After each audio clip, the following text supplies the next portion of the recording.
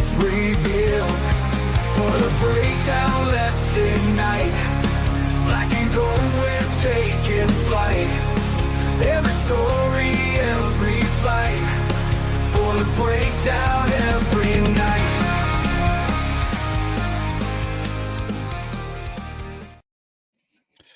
What's going on, Boiler Nation? It's Tuesday night. It's March 11th, 2025. Brand new episode of the Boiler Breakdown podcast, streaming live on the Boiler Breakdown YouTube channel and Facebook page. Hit that like button, hit that subscribe button, hit that follow button, hit that notification bell if you haven't already. I'm Tanner Lee, Evan Webb in the house, Aaron Lynch in the house. How we doing, fellas? Doing all right. It's a great day to be alive. Great day to be alive. Well put. Evan, have you calmed down since Friday night? No, I haven't. I just kind of keep thinking back to it, and I just get even more pissed off. So yeah, actually, I was listening to your other podcast today, and it got me. I was fine, and I got listening to your other podcast with our good friend who's an Illinois fan, and got me all fired up again. So yeah. I'm ready to fight. We got Cameron Day in the house on Facebook. Hey, Cameron, what's going on? Thanks for tuning in tonight. Yeah, I know it. That's but I was being truthful. I mean, I was upset Friday night, and then Saturday, thinking back, and I'm like, I thought we played pretty good. Yep. And I guess you could take that one or two ways. Damn it, we played good and didn't win, or we played pretty good, led for 35 at the 40 minutes, just didn't make some shots down the stretch when Illinois did. Yeah. I fall into that first category of like, damn it, we played well, like we should have won. Because I think it also too just goes to, I mean, we've been very spoiled the last 2 years. When we've played well, we have won outside of, we've been closers. Yeah. Well, I'm not sure if we even played well in the national championship game because UConn was just so good. But usually when Purdue played well, they won the game last 2 years. So it's been frustrating. And just kind of seeing again, kind of some similar themes that we've seen, especially in these last 10 games or so. With getting a lead and kind of giving it back pretty quickly, or not being able to hold serve while key guys are out, which it's you can't play Trey Coffin in 40 minutes. It's just impossible. So it was just kind of frustrating to see some of that stuff rear its ugly head again, and like you said, kind of them hit some big shots down the stretch, especially seeing guys like Ben Hammerkhaus, who's been kind of trash for a long time, hit some big shots, and Jakob Jonas, who hadn't hit anything all game, which he's obviously a hell of a player and has made those shots a lot this year, but I haven't really cared just until this game when he hit that big one at the end, and then like you said, we just couldn't hit the shots down the end, which I don't know if he contributed to fatigue or what, but it just didn't go in. Yeah, Braden and Trey were phenomenal for most of the game. Braden kind of went cold down the stretch, but I still can't believe he didn't get his triple-double. He needed one rebound, 8 minutes left, never got it. Yeah. But Trey at 29 felt like he could have 40 different points. Illinois had no answer for him until Underwood finally made an adjustment with like 4 minutes left. But I thought some other guys played pretty well. I thought Jakari had his moments. Here, you guys can talk about this. Cameron Day says on Facebook, the entire bench can pack their bags. Nah, I'm not ready to. A lot of those guys are young. Give them time. I'm not too worried. Even Miles had some good moments. He had a bullcrap technical. Yep. Yeah, which again changed the momentum of the first half. I mean, Illinois went on a 7-0 run to end the half after that. Which I guess, he looked like he pulled himself up. I mean, do I think he pulled himself up on purpose? Yes. Just because it's kind of Miles when he's had those plays, he's kind of made those types of decisions. But I think you could also argue that he was looking back to kind of see, just make sure that he didn't fall on somebody. Right. But yeah, it's I'm not surprised with Jeffrey Anderson. So he's the worst. He's the worst. Calling the phantom foul on Heidi when he was screened by another player.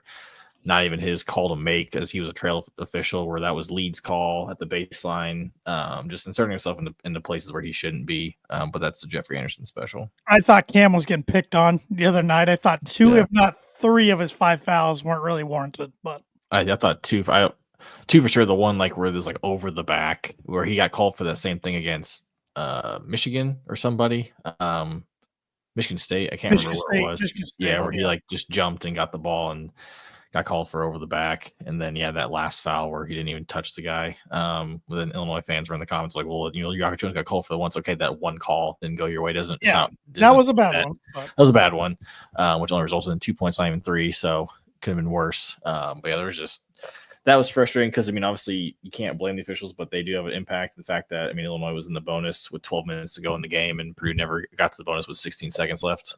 Is just for a team that played, shot 12 less threes, scored like 14 more points in the paints in Illinois, and obviously Frizz at the end kind of gets distorted because we were fouling, but like in the end, we shot half the amount of free throws that they did. For a team that plays through the post and has a point guard that likes to get downhill and gets beat up a lot. It's just, it is what it is, but it's just frustrating.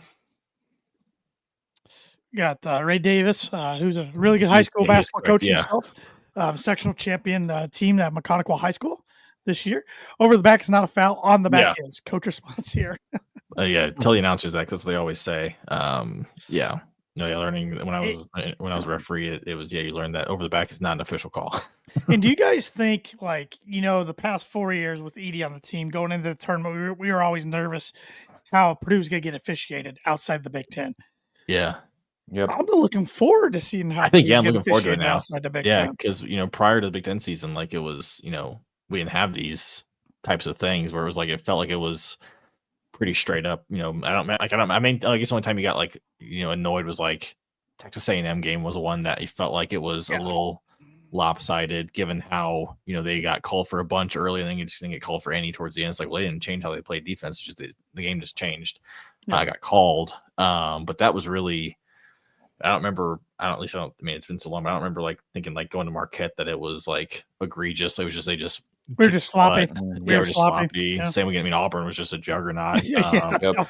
Game was over fast.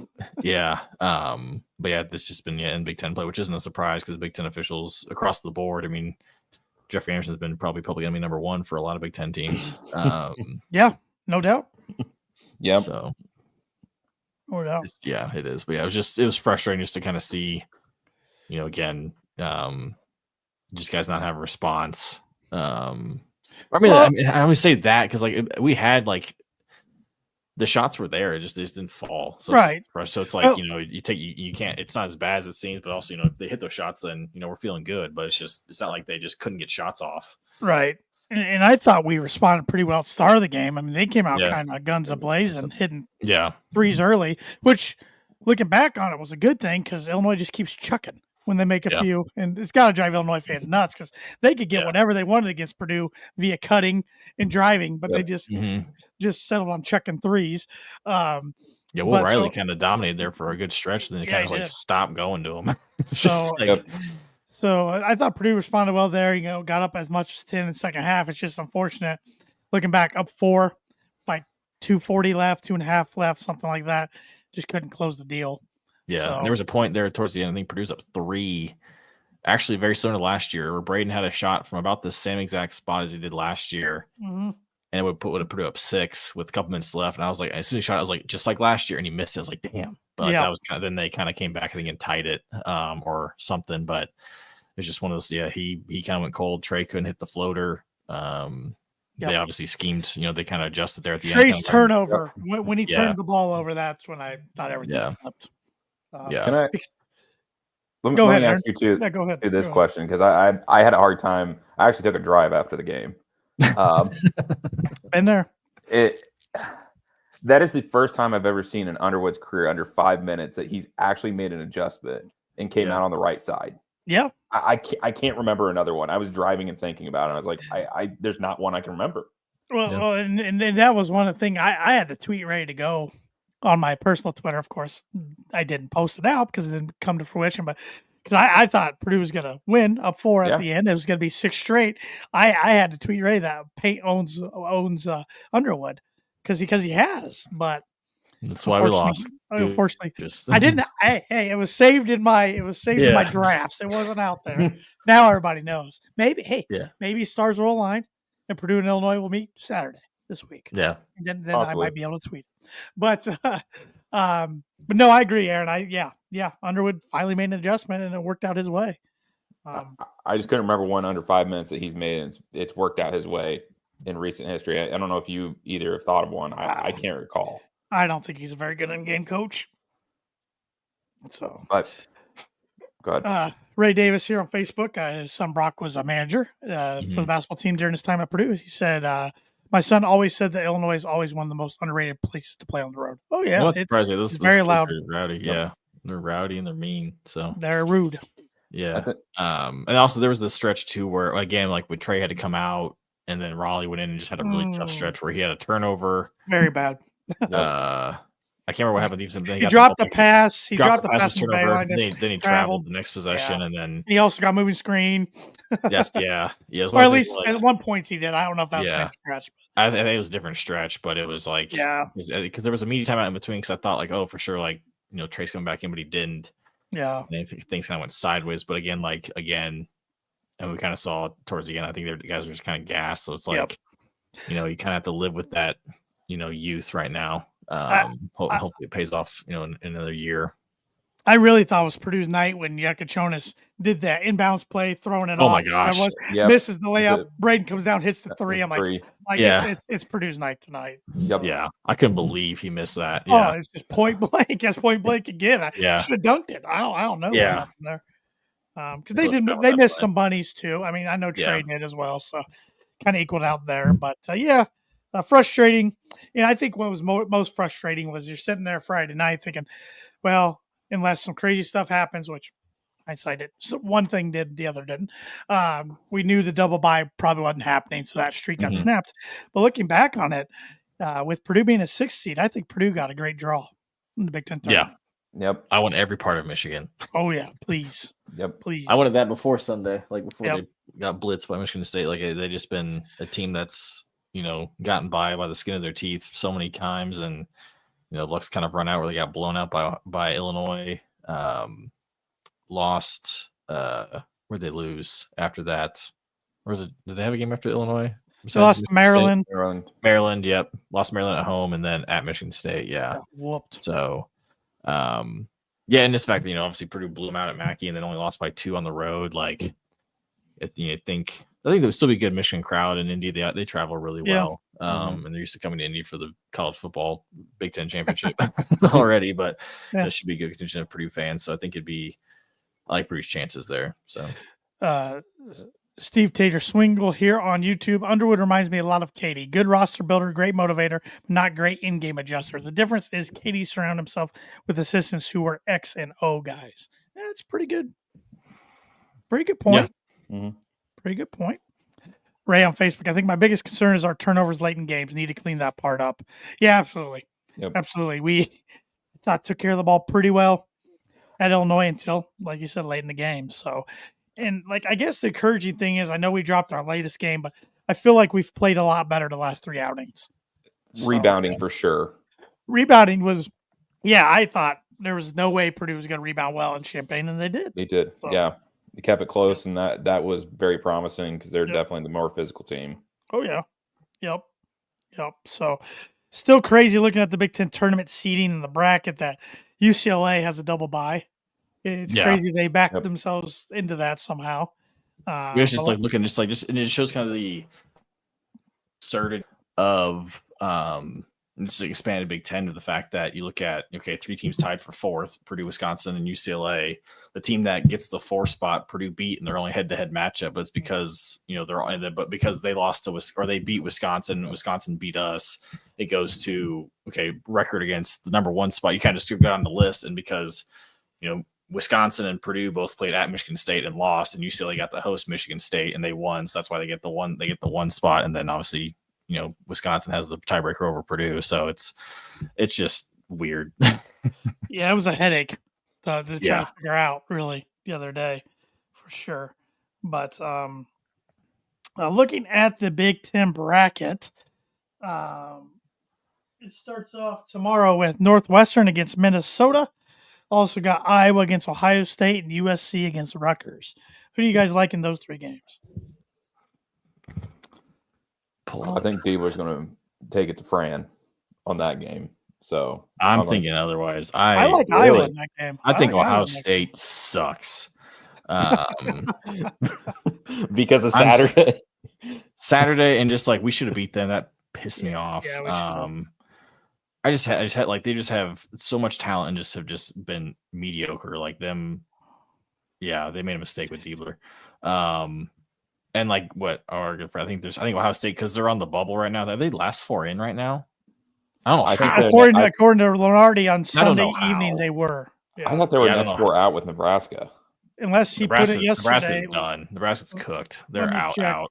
if he has one update today, because as of Sunday night, they were still in. Yeah, I think they're going to come out tight. Whereas Iowa's like just happy to be here because they were looking like they weren't going to make it for a while. So I'm going with Iowa there. They're the last team in Lenardi as of 1:44 this morning. That is sad. That's why I hate the whole talk about. And he's got Indiana in his last 4 in. That one surprised me because they were like the top last 4 in, and then like I thought for sure their win would bump them up to like last 4 by, but they actually like they're trending down. So you wonder if they lose on Thursday, if they might be sweating because they might be sweating, especially if there's any bid stealers. Come on, Ethan Morton and Colorado State Rams. I'm taking Northwestern over Minnesota. That should be a good game. It should be actually a really good game. It'll be the best game on Wednesday, I think. I'm going to take Minnesota over Northwestern, though. And then USC Rutgers. A lot of athletes on the floor. A lot of athletes. I'm going to take Rutgers just because I think I'd rather play Rutgers. Yeah. USC. I mean, we handled them pretty well. That dude went off for 35. Yeah, and that was without one of their other guys. So that was without their point guard. Yeah. Their best player. Yeah. I mean, neither team will have fan presence there. Yeah. And literally, like, again, the absurdity of like conference expansion. You've got West Coast, East Coast meeting in Big Ten country. Like, they're both traveling probably 3 hours by plane to get there. At minimum. Yeah. So, Thursday got a whole slate of games starting with 8-9 Indiana against Oregon. I think Indiana wins. Just the fact that Oregon's traveling, which I assume they're going to get there. Like, and they should have gotten here today. Probably, so they should gotten Indy today just to get time acclimated. But I think Indiana. I mean, they're going to have the fan support. And I think, Oregon kind of squeaked one out against them in Eugene just like last week. So I think the Hoosiers will be out for revenge. Correct. I'm going to go with Indiana too. I would honestly on Saturday, I was thinking they were going to carry Woody out on their shoulders, kind of like a Rudy situation. I actually thought that was going to happen just at that end, how that end of that game was going. Well, I don't know if this is true because I didn't pay attention and I didn't obviously see it, but someone on the board said like he didn't even like stick around for like senior day stuff, which I didn't think the seniors even talked apparently, like, which is I thought is odd, which they had a ton because of like walk-ons and stuff, and half their team is transfers, but supposedly like he didn't even like stick around for that stuff. Like they just like did like pictures and that was it. But well, hopefully they'll be regretting their decision, but it'd be funny. Yeah, it'll be interesting to see what happens. But I agree. I think Indiana gets it done. It's going to be a literal road game. For Oregon there, unless like I guess who's the game after that is what Wisconsin and the winner of Minnesota Northwestern. Yeah, so I guess I don't know. I'm trying to think, like, would anybody else be cheering against Indiana for Oregon? I have no idea. I mean, who knows? Yeah, probably not.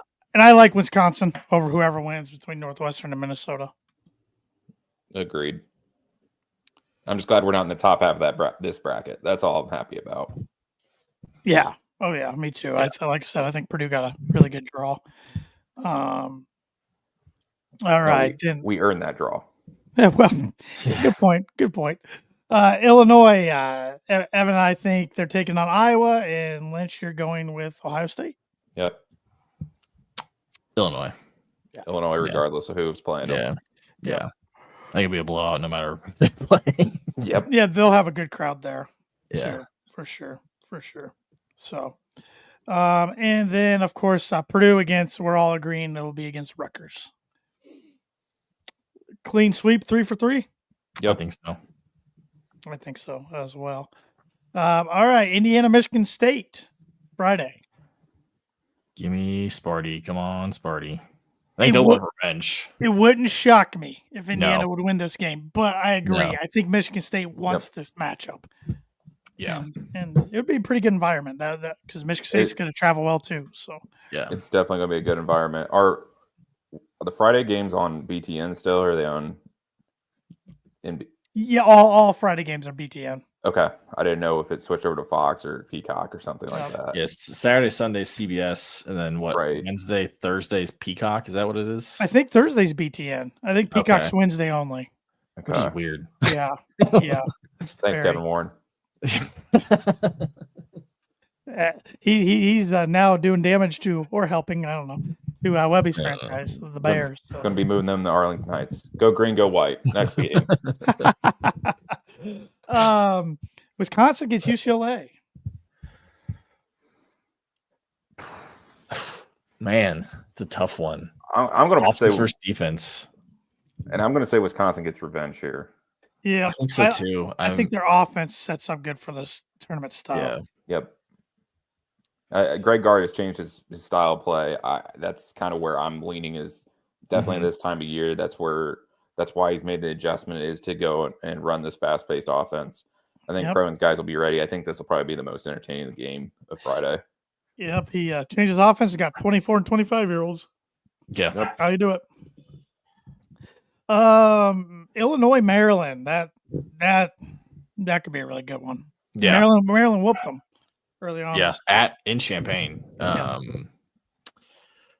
They present a lot of problems for Illinois, just given their bigs. Now, obviously, it was announced Illinois is getting Morez Johnson back, which obviously helps on the board. What was that announced today? It was announced yesterday. I think yesterday. Okay. I can't must have been last night because I know co-host of the other pod. I think it was right after you guys started your podcast. Yeah, he's back after a broken wrist. I don't know. And I know their other big guy, Tommy Visich, didn't play in that game, which when he was sick, and actually got cured from mono within like 2 weeks, which is unbelievable. Modern medicine, man. I still think Maryland. I don't know. Maybe I'm buying too much into the hype because I mean they're definitely they're hot. They're hot, and like they're probably gonna be the sexy Big Ten pick to make a run in the big dance. But yeah, I'm gonna take Maryland. I'm going to go with the same with you because all their statistics indicators are saying, especially with the big dance, that they're primed for a deep run. Yeah, they're one of those teams. Yeah, I would take Illinois just to be different, and I think I'm probably putting too much into this, but I put a lot of emphasis into fans traveling and getting to these neutral site games. Maryland won't have many, and Illinois is going to bring a lot, so I would think they will. So I'll take Illinois just to be different. And then you just Purdue, want a revenge game? I really would like that revenge game. Maryland scares me, even though Purdue beat them in December. They're a whole different team now. So are we. Speaking of revenge, Purdue, Michigan. Yes, it could potentially be two late nights back to back for Purdue fans, because I know they're supposed to be 9:00 tips, but if the other games go on a little long, they could be like 9:45 tips. So yeah. I'm taking Purdue in that one. I want every bit of Michigan. I think I wouldn't be shocked if Michigan gets bounced in the NCAA tournament round one. Sliding. Yeah. I mean, honestly, you could probably argue that Purdue and Michigan are probably the two teams that most people will pick probably get bounced in the first round. We're used to it. We're used to being in that category by people. I think we're going to win easily by double digits. I feel that confident how bad they're playing lately. It's funny, Webby, you brought that up because I wanted to bring this up. Over the weekend, I was I went to a wedding. There was a guy behind me talking to a guy that was a IU fan. This guy was, I guess, a Purdue fan. I don't know who he was. I just overheard the conversation, and he's like, "Yeah, I'm a Purdue fan, and it's that time of year where we got to get ready to get let down." I'm thinking, we just made the damn national championship last year. Like, come on, like. Can we get rid of that mindset? Like, I wanted to say something. I didn't. But I wanted to say, come on, man. We just made the national championship last year. Yeah. It just reminds me, I had, it was 2 years ago. Yeah, it was 2 years ago. When we were like number one a lot of the year, obviously we know how it ended, but still it was the regular season. I think it was the game we lost at home to IU. I was talking to somebody who's a Purdue fan. He's like, "Yeah, we're just obviously not a very good team. Just not a good team at all." I was like, "What are you talking about?" Like, yeah, it sucked, but like, it's still like, it's not like we're like mediocre. Like, we won the Big Ten by 3 games. This isn't football. No, Right? Yeah, So- yeah. no, it's some people's mindset just won't change. I don't know. All right, so we're on to the semifinals on Saturday. Michigan State against Wisconsin. Give me Tanji and the boys. Yeah, you wonder like if I heard Brian, you were talking about, like, that's what worries me for some teams. I wonder if they're like 2 years ago, where like it took so much to win the Big Ten that like by the end of just like, did you get everything out of it that you thought you could potentially get, and kind of amen, Steve. I never watched any other games in Purdue games. I feel that way about a lot of fan bases, where like they'll say something like, "Do you watch any other team besides your own?" For the most part, like I was talking to a friend of mine who's an IU fan. He was just like, "Yeah, I'm just not impressed with Purdue." It's like, do you not watch any other freaking game? Like, he's texting me right now about stuff. Like, he's I know he's not gonna see this, but he's like, because we're talking about. I told him I think Indiana's gonna roll against Oregon. He goes, "Yeah, they don't impress me." Like he said, like every other team. It's like, who does impress you then? Like, Does IU impress you? besides Auburn and Duke, who impresses you? Yeah. But I think Michigan State gets it done. I don't know. They just feel. Do you really think they can offensively? I mean, I think their defense. I think they can take Wisconsin out of their game. I think they can take. Yeah, I think out of their game. I feel like they can. Yeah, I think Izzo's back into his little prime of like he's getting the ref's ear. He's getting things, like he's doing his thing. Like he's found his groove back. Is it going to work in the tournament though? I'm talking. Not. I hope not. Yeah, I don't know. I think this is best chance, but I do too.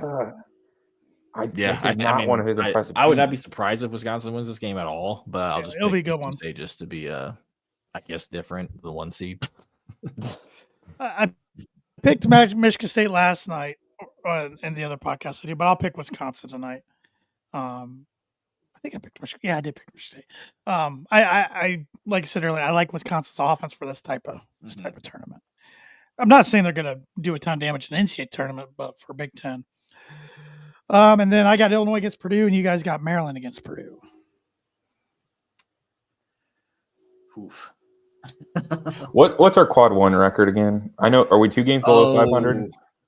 I think I didn't even know where to look it up yesterday. You can just look at net rankings, because I was screaming at you guys from my car listening to the podcast. You guys talking about it. It's like, it's net rankings. Yeah, I was like, I believe it's 2. We're 2 games under 500, correct? I think we're like 6 and 8, because there was. You sure we're 6 and 8? I thought we were 7 and 9. 7 and 9. 7 and 9. Sorry, yeah, okay. 7 and 9.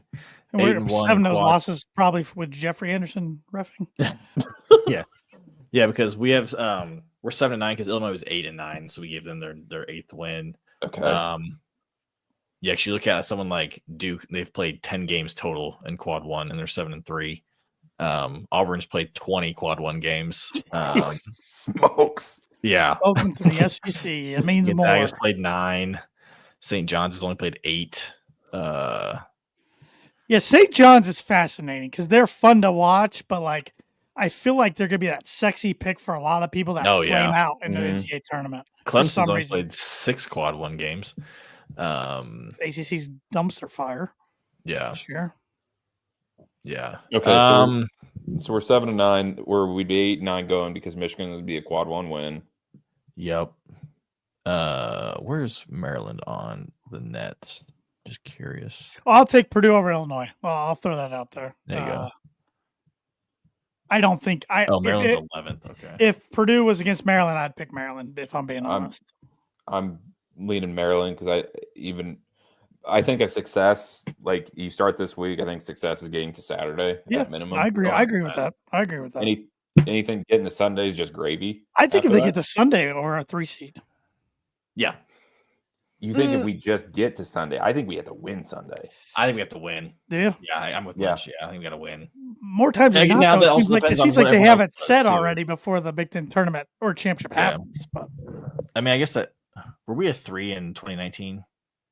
Yes. Yes, we were. Okay. Boilers. Give me the Turtles. All right. So Lynch has the Badgers and Turtles. I have the Badgers and the Boilers, and Webby's got the Spartans and the Boilers. So we're all different here. Boilers I guess by by a million. Get revenge. Get revenge for the Swanigan brick followed up by the Johnny Hill, whatever he was trying to do. Yeah. Back in, what year was that? 15, 16? I think. What again? It was the year we lost to Little Rock. We lost to 16. Michigan State in the Big Ten Championship. Yeah, that's right. 15, 16. Yeah. Yeah. I'll get mine. I'll take Purdue too. I'll take Purdue over Wisconsin. Sure. Why not? I got Greg Garden. You got Wisconsin. Yep. Now my question is, it's okay. I'm trying to how to word this without sounding like stupid. I mean, do you want Purdue playing 4 games? No. That's kind of my thought. It's like I'm not sure if I want Purdue playing 4 games. I don't want this team though to have nothing. I get nothing. that. Yeah. I don't think it really matters at this point because I think this team's gained experience. I think next year's where it's going to be made. Oh, 100%. I think this year's just a learning experience and guys going into new roles that they weren't in last year because I'm looking at Lance Jones now was a bigger part, especially coming down late in games and guarding situations on the defensive end. It's an adjustment period. And I really think this team's overachieved, in my opinion. Yeah, I think you can obviously put a lot again on 2 years ago, where just like no expectations coming in, and obviously didn't reach those heights that team did, but a lot of guys doing really awesome things. Obviously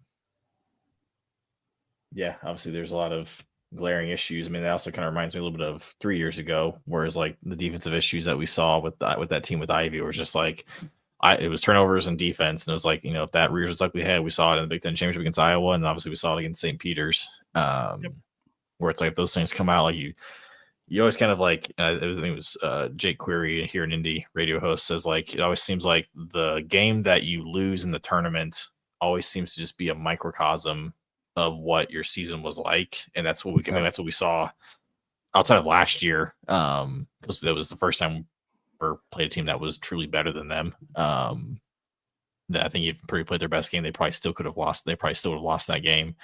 But we saw it, against FDU the year before. St. Peter's were like when things that had hurt Purdue that year was the reason that they got bounced early. But yeah, I think, I don't know. I go back and forth of like, I want them to win something, but also I don't want them to be, 4 games in 4 days is a lot. As long as you maybe not, if we get the Friday game, that's one thing. And don't get a site that's, we're not playing in like Sacramento or Denver or something like that. We're requiring a lot of travel, but Denver gives me PTSD. That's Little Rock. Yeah. And we'd be a 4 seed. I guess we were a 5 seed that year. We're going to be in Duke's region. I already know that. I've already talked myself into that because they like storylines. Oh, yeah. I think about that in the Sweet 16. Oh, my God. When Mason pours in 20, why we lose by 40. It's 9 threes. In your guys' those situation, we're a 3 seed because we're winning Sunday. So we'd be on the bottom half of the bracket, not the top half of the bracket. So we're probably going to get a Florida, Tennessee on that side of the bracket. We get Tennessee. I mean, it wouldn't matter. It's going to happen. Even though, we should be thrilled to see Tennessee because we beat them more times than not. But I'm so sick of them. I'm so sick of them. I guess I'd rather lose to them in the Sweet 16, like the Elite 8, because that would give them their first round forever, and I don't want that. So I'd rather lose in the Sweet 16. Yeah, they call that revenge for 2019 when they say Carson wasn't fouled, even though he was. But whatever. I about broke my hand. Bases in orange pissed me off. When he missed the first free throw, I about broke my hand. Yeah. Because I thought no way in hell he was going to hit the next 2. But he did. Yeah. He had stones. Yeah. So does Braden Smith, the Big Ten Player of the Year.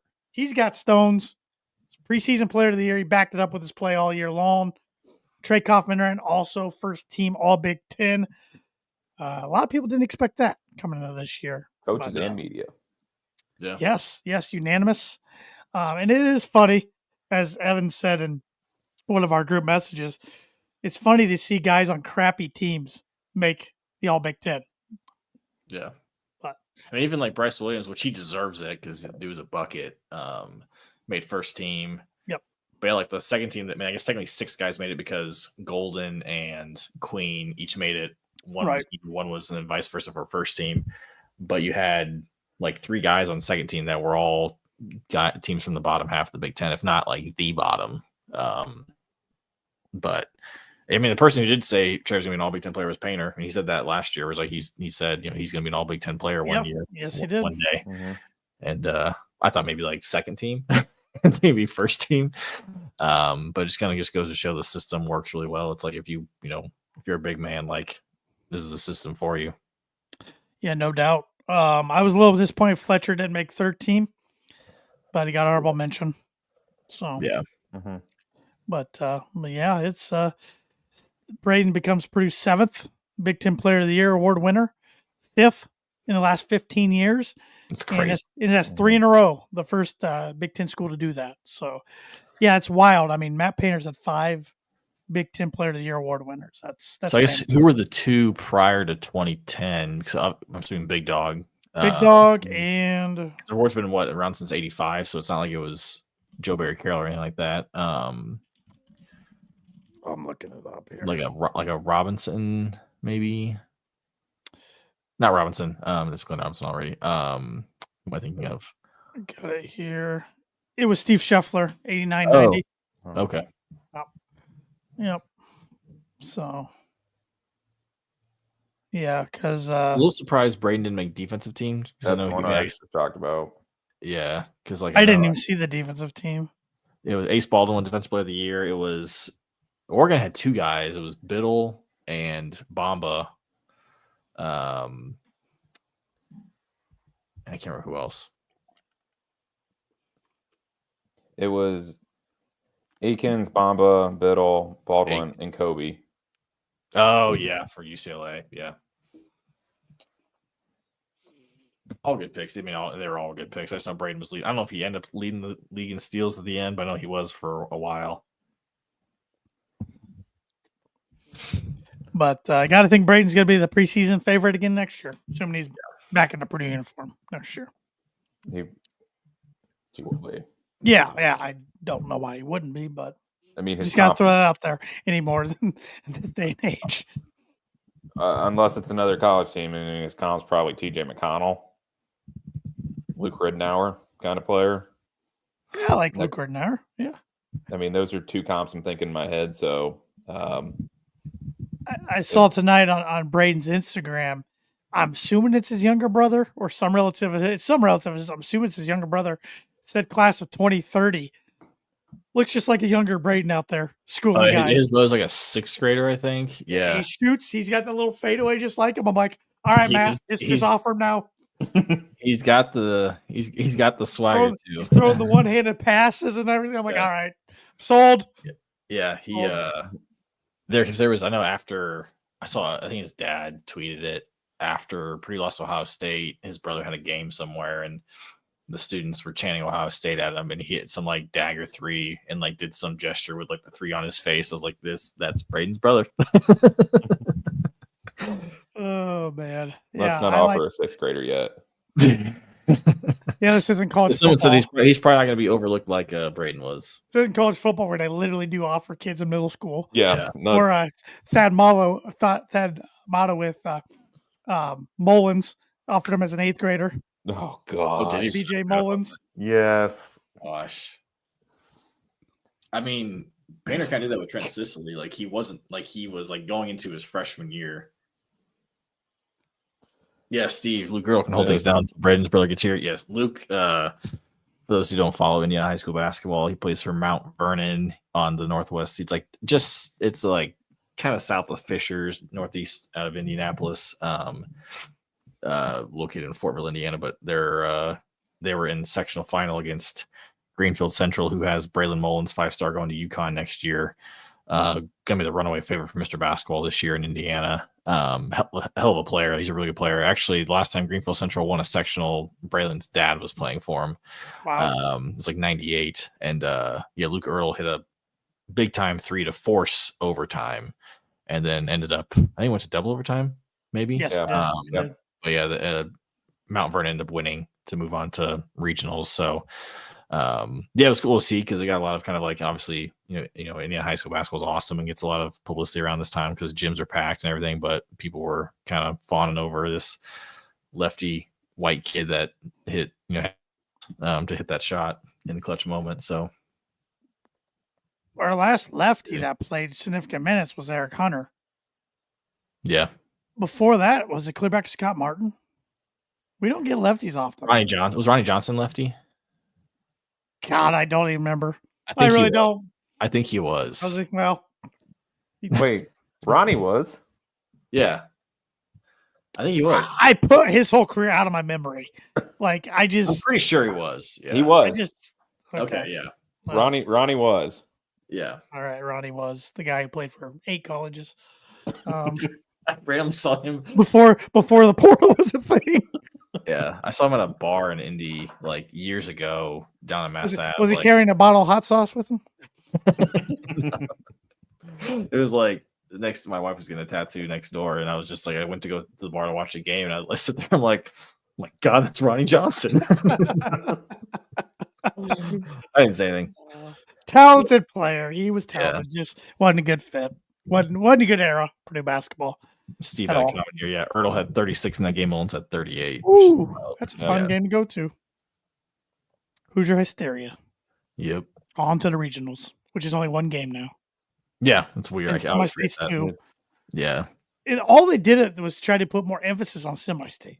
Yeah. Still win the same amount of games for everything. Which is weird because like semi-state's pretty like I feel like as big as it is. Like I feel like with that you're going to state. Yeah, I feel like make the semi-state you should like it's one game away, but now it's like you lose the first one, it's like you're still 2 games away. But didn't they do it for like community reasons in regards to like I thought that's what it was. I don't know why they do a lot of things they do anymore. I don't know. Kids can make money. Maybe Ray can tell us. Yeah. If Ray's listening, maybe Ray can tell us. Yeah. Exactly. So, well, Lynch, before we pay some bills, it's your turn this week, the blind rankings. Yeah, so we could have went many different ways with this blind rankings. Thought about scared. Purdue invention patents. Oh my God. To Purdue football. I was thinking more special teams tonight. But we're going to keep it Big Ten tournament related. Keep those in the hopper for a later date. So what we're going to go through is I'm going to give you 5 performances, and they're going to be individual performances from the past 15 years that, in my opinion, stand out as some of the biggest performances in our checkered Big Ten tournament. Single game performance? Is this what it's going to be? Single game performances, like the outstanding player from that game. Oh, God. So I'm going to... would you like me to start from more recent? You give us the. I'll give you what order. I want. But do you want me to start from? All right, you want me to be random? Random order. All right, so we're going to go back to 2009 in the semifinals. Robbie John Hummel, in regards to against Illinois. Yes. So Robbie, that game, if you all remember, went off. Yes, I was there. Yeah, I don't. Okay. Robbie's stat line that game, he had played 35 minutes, had 19 points. He was 4 from 4 for 3, shot 50% from the field, had 12 rebounds, 2 steals, and only had 1 turnover that game. All with the back brace. Yep. Yeah, he was badass that day. Illinois beat us. Oh, Illinois. Once, if not twice, that year. It was at CBS on Saturday. You guys were both at our high school's regional. Yep. That day, and my dad got tickets late, so went down with him. We wore the All Blacks that day that we like to talk about. And Purdue took it to Illinois, and I remember there was a Illinois fan that looked a lot like Patton Oswalt, or if you're a King of Queens fan, you know him as Spence. And I remember the guy go, "I hate Robert Hummel. I hate him." And then he was really drunk, and he stands up, and Illinois is getting smacked. He's like, "Illini Nation." It's like that Chris Daughtry song. It's not over. I'll never forget it. Classic. But yeah, Robbie was good that day.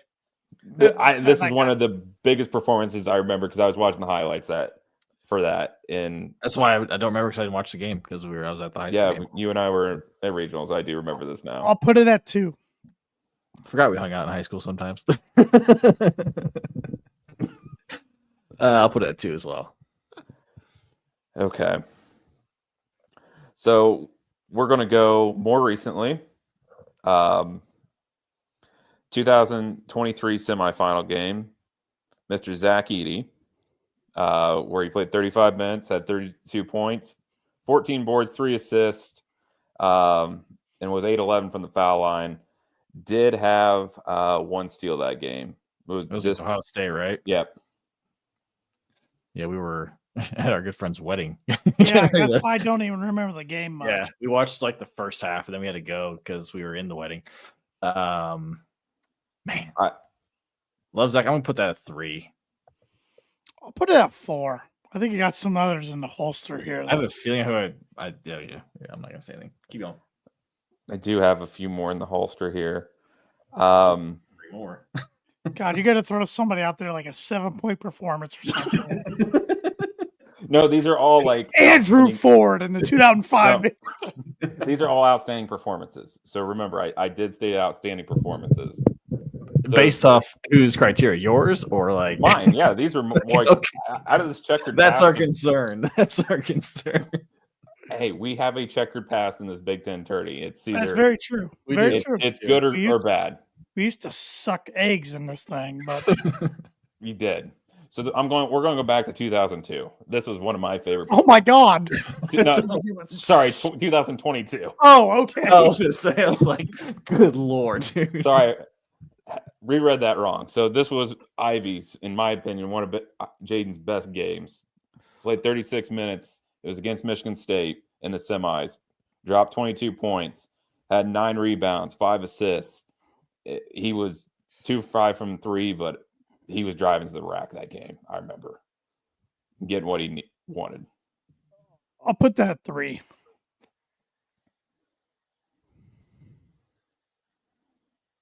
That's Evan's boy. So it is, but I feel like I can't put him at 1 because I feel like something else is there. But I feel so bad putting him at 4.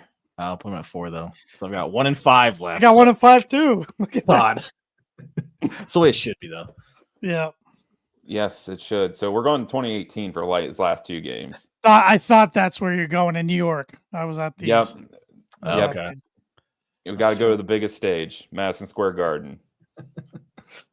So we're going to go with, I could go either or, but this game it stood out in my mind. I remember from Mr. Vincent Edwards, played 37 minutes that game, put up 26 points, 5 rebounds, 2 assists, 1 steal, was 4 from 7 from downtown. Played an absolute game. Carson did too that game. Against Rutgers, right? Yep. Needed both of them. My God, yeah, I needed both of them. Yep, because Purdue Killer was on that team of Geo Baker. And it's Corey Sanders too that night. Yeah. That whole place was rocking. Yeah. I'm putting Vince at 1. That's the one too. I had in my head when you were. Yeah, he was awesome that night. He was phenomenal that night. Yeah. That leaves our last one in 2018. It was the actual semifinal game against the Nittany Lions. Yep. Where Mr. Carson Edwards was unconscious that game. Played 36 minutes, put up 27 points, had 4 rebounds, 2 assists, but he was 6 of 9 from downtown and 50% from the field overall. I would honestly put that above Zach. I'd put Zach's at 5, and that's nothing against Zach. Zach just did it all the time. But the most famous thing from that Penn State game was came out the gif of Carson telling Harms, "Calm down." Was the game? Yep. Hell yeah. Yeah. Why do you think that was in the actual tournament? That was the Penn State game. No. Because Carson just shot him that dagger look. Because did he get a tech? Yeah, he got tech. Yep. And then he's like, Yeah. It's like, I for some reason I thought that was I thought that was like Butler that because year. it looked like we were going to play Ohio State, and Penn did. State beat them on Friday. I forgot we played Penn State deep in the tournament. Yeah. hmm So Yeah, I probably should put Zach last. Put that. Yeah, I probably put Zach last and that one 3. Yeah, I think I would have too. And then, yeah. I Man, figured if I threw an I Edie forgot one about in there, you guys would have probably put it a little bit higher. Afraid what Yeah. was Yeah. Feel good about that. That's a good list. Yeah. That's a good list. Although I Sure. will say halfway through, I was like, oh, we're doing all just for some reason in my head, I was like, this is like any Big Ten performance. So I was like, I was just doing Purdue players. I did not even click, so I'm an idiot. Because other podcast, it was all Big Ten stuff. So I was like, oh, he's gonna throw in like I'm waiting for like Evan Turner. no, I'm like, wait a no, minute. I didn't want to go because the other podcast had the all Big Ten performance. So I was thinking what has been our players' best performances. And I miss That some. makes sense. I'm just an idiot. Yeah. I wanted to put some Biggie in there. I wanted to put some AJ in there. Yeah. I'm trying to think I was trying to remember because I was at the 2016 championship against Michigan State, but I don't remember. We lost. I just remember Biggie clanking that 3. I didn't even want to take a 3. Took a 3 with a minute left, clanked it against the backboard, and don't know what Johnny Hill was doing. 100% of the time. Yeah. I don't know what Johnny Hill was doing that whole game. I've been to a lot of bad ones too. I remember my freshman year in Pink Crew, we got just blitzed by Draymond Green and Michigan State. That sucked. That team was falling apart at that point. Then we got an unbelievable draw, and then we got VCU'd the second round. When I was going through these, I saw Devin Marble's name pop up against the Iowans. Ooh. I was like, "Ooh, man, I forgot how good he was." No, they've had some studs. Just their teams was just don't do a lot. Was it 05 Illinois Wisconsin championship game in Chicago? Yeah. Yeah, they had who did Wisconsin have? I hated him. Devin Harris. Devin Harris. Oh my That wouldn't have been 05. That would have been probably 04. 05 was Illinois' championship run. Yeah. But I was at that game. That was the only non-Purdue one I've been to. Wait, I didn't. Why were you at that game? Why did I like not like I don't know, because you probably beat Purdue. I don't know. No, why were you at that game? My dad got tickets. I think he got tickets from somebody and just like, do you want to go? And I was like, sure. Oh, okay. I don't know. We were young. Obviously I was young, but yeah, I probably did hate Devin Harris because he just beat Purdue. I don't know. He was a good player. Why else would I hate somebody? He's in the league forever. Was he drafted in 05? I thought it was 04. I thought. But I don't know. 05 was the year that Illinois made the championship run, though. So Right. Yeah. I don't know. Illinois. Or wait, I don't even remember who even won that game. So Illinois used to be really good at the Big Ten tournament back then. Yeah. I mean, they still are. You know, better. according to their fans, that's what matters most. Devin Harris was drafted 04. in 5th 04. overall. Yep. 5th overall? Wow. Yeah. I did not know he's a lottery pick. I mean, good career, NBA, but Yeah, because that was a draft with Dwight Howard, not. White and Mecca Okafor. Yep. Good stuff. But this is a fun week. I mean, this kicks off a great stretch for basketball fans. Conference tournaments are fun. So Any other tournaments you guys are keeping an eye on to see? Just from, I mean, ACC sucks. it could be Bit Steelers though. It could be Bit Steelers, yes. And Notre Dame won today. They did. Did you guys see how they won? I did. I saw it was controversial, but I didn't see what happened. Yeah. So Notre Dame missed a shot, and it looked like it was going to go. It was tie game, so it looked like it was going to overtime. And a late whistle came in. They called Pittsburgh on the foul, but they had to check it to make sure the guy got the shot off before the buzzer. It was a tip in. Oh wow! Even though I missed it, and they did, and then the guy hit the free throw. Wow! And yeah. Cal beat Virginia. Crappy Tech. game, but yeah. Cal beat Virginia Tech. Syracuse is up on Florida State at halftime. Yeah, I mean North Carolina. Tonight's game sucked. Yeah, North Carolina needs. I mean, the probably the only bid stealer is North Carolina because they're out right now and they need to win it essentially because the ACC is so bad that they've got no quad one opportunities. SEC should be awesome. Yeah. Big 12 should be fun. Yeah, absolute carnage in the SEC. Tonight is the WCC championship between St. Mary's and Yep, I was just gonna say that. Zags. the Zags. Gonzaga's a 3.5-point favorite, despite not being ranked, and St. Mary's is. I think they're both gonna get in. So Yeah. but still. So. Well, we might as well pay some bills, and we talked about it earlier about. We didn't talk about it earlier. We were mentioning Braden Smith being the Big Ten Player of the Year, and Trey Kaufman-Wren being the named to the first team. And our sponsor of this shop just released these awesome looking shirts. You can celebrate Braden's Player of the Year with a Braden Smith Fear the Beard shirt, and Trey Kaufman's got a shirt as well for his first team All Big Ten appearance. Yep, and if you go to the shop.com or shopindy.com, you can use promo code Breakdown and get free shipping. Or you can obviously stop in on if you're within Indianapolis area, cars if you're coming here for the tournament. I'm not sure if they're going to be in store or not. You obviously check, but they've got one in Carmel, one in Broad Ripple, one in downtown Indy. They've got a ton of great Purdue stuff, anyways. They got a sweet script. They got a script tee in black, white, and now gray. So you got all three colors. But yeah, if not, you can go to shopping.com, use promo code Breakdown for free shipping. Yep. And they've been pumping out a lot of Purdue stuff lately. Yep. Gotta love it. And these two shirts are some of the best ones they've pumped out yet. So Definitely sick. Like Webby said, use promo code Breakdown for free shipping on any order. So, and what goes well with basketball? Pizza, of course. So if you're looking to get some good pizza, you can get some from Mad Mushroom. The Boiler Breakdown is brought to you by Mad Mushroom. Serving Boilermakers since 1993, Mad Mushroom is located in the heart of West Lafayette and is well known as the original home of the cheese sticks. But whenever we visit, we like to sit down, have an ice cold beer by trying out the latest pizza of the month, which you're going to need ice cold beer to cool your mouth from. This one is the jalapeno popper. It's house blended jalapeno cream cheese sauce, bacon, mozzarella, and cheese, and finished with a ranch drizzle, starting at just $14. So next time you're in town, tell them the Boiler Breakdown sent you for $5 off any order over $20. And any Boiler Breakdown listener or viewer can also use the coupon code BREAK5, all caps, BREAK5, to claim your discount online at madmushroom.com. That's Mad Mushroom. Feed your head. Not only do they got good za, they got good wings. They, of course, got the cheese sticks. They got grinders. They got cold beer. They got pasta. What more do you need? Sure. And they got delivery. So if you're not going to the game, get it delivered to you on Thursday night and Friday night. Yeah. There you go. And Saturday. And Sunday. I mean, we just went over everything they got. So you get something different every time. Or you can get cheese sticks every night and just put different toppings or different dipping sauces. Whatever. I'm not gonna I was in college at one time. I'm not gonna judge. I'm not gonna judge. So you know what I was thinking since we're talking about food and in college and everything.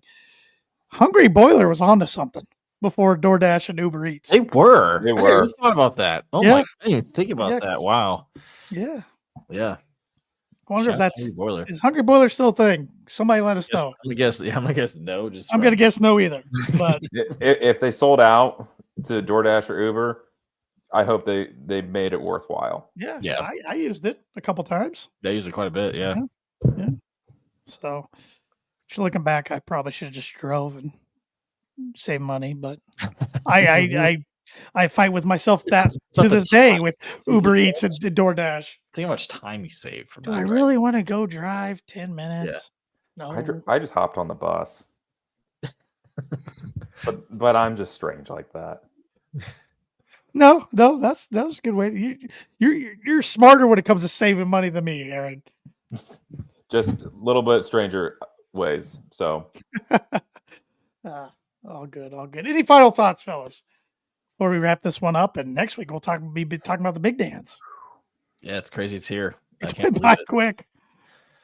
It's just funny to look back. Like last year felt such a long year just because obviously we were all just like waiting for the tournament, but you didn't want it to go by fast. So like you kind of was just you were living in each game. But like this year, like I don't know, it was just like lack of expectation or whatever. But I feel like it's just absolutely flown by, it's nuts. It's crazy.